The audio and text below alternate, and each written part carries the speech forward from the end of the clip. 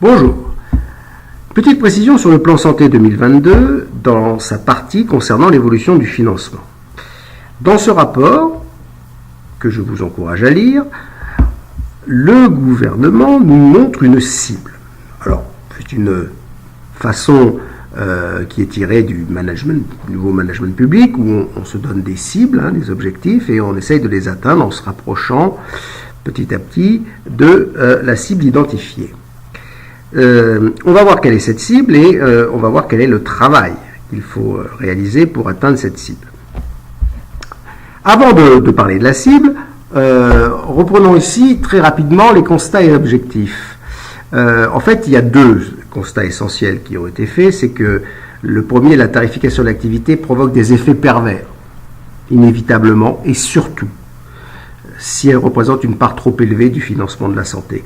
Ce qui est le cas en France, où on est parti un peu en retard et on a fait beaucoup plus vite et on a été beaucoup plus loin que les autres. Donc il s'agit d'éviter des risques sur la qualité des soins ou des risques sur la pertinence des soins. Ce sont deux conséquences possibles qui sont bien documentées et bien analysées dans la littérature.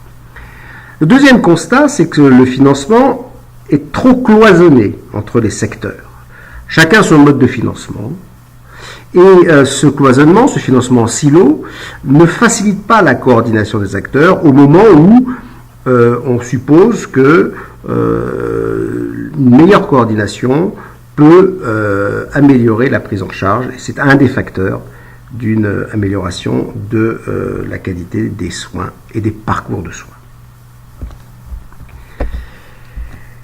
Les objectifs, donc, suite à ces constats, on en a trois. Le premier est de diminuer la part de la tarification à l'activité.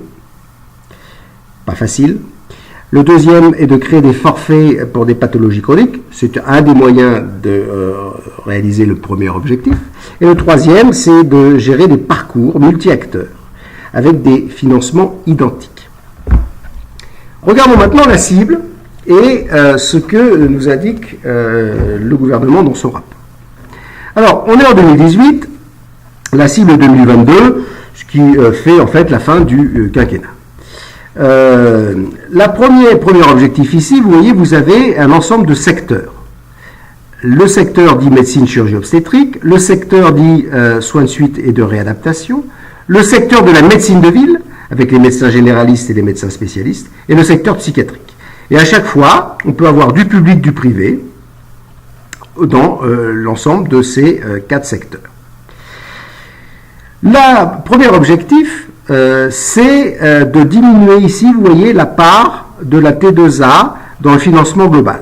La tarification de l'activité finance essentiellement, pour l'instant, le MCO, et de manière trop importante. Donc l'idée est d'augmenter ici les dotations dans le financement du MCO, mais aussi de faire en sorte que la T2A, donc le financement à l'activité, imprègne les autres secteurs.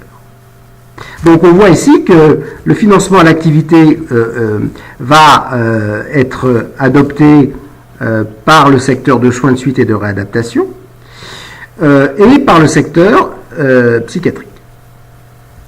Mais de manière réduite, c'est-à-dire que la part des actes va être réduite au niveau de la médecine de ville et la part de l'activité va être réduite au niveau des hôpitaux de médecine chirurgie obstétrique et elle va être augmentée au niveau des soins de suite et de réadaptation. Deuxième objectif, c'est le développement ici des financements, puisque c'est le mode de financement en 2022, des financements des pathologies chroniques, type insuffisance rénale chronique, diabète, et puis il y en a plein d'autres qui vont arriver, liés au vieillissement de la population. Ces pathologies chroniques, pour l'instant, n'étaient pas financées en tant que telles. Elles étaient financées soit par des épisodes de soins quand la personne allait à l'hôpital, soit un financement dans le SSR par des dotations ou des prix de journée, etc. L'objectif est de faire en sorte que, vous voyez, ce même mode de financement ici soit utilisé par l'ensemble des acteurs hospitaliers et médecine de ville. Il va falloir effectivement que ces acteurs se mettent d'accord pour se répartir l'enveloppe qui va la gérer, comment ça va se passer. Le gouvernement ne nous dit pas encore beaucoup de choses là-dessus. Le dernier point, c'est que du coup, le cloisonnement des différents secteurs, ici on a mis des petits traits en pointillés, devrait disparaître. Pour pouvoir gérer les épisodes lors des pathologies chroniques, pour pouvoir gérer les enveloppes dédiées à des pathologies chroniques. Donc l'idée est de faire travailler mieux les gens ensemble par la réforme de leur financement. Je vous encourage à lire en détail le rapport, car vous verrez que ce sont essentiellement des bonnes intentions, que la cible est tout à fait compréhensible et correspond d'ailleurs à ce qui se fait dans la plupart des autres pays européens.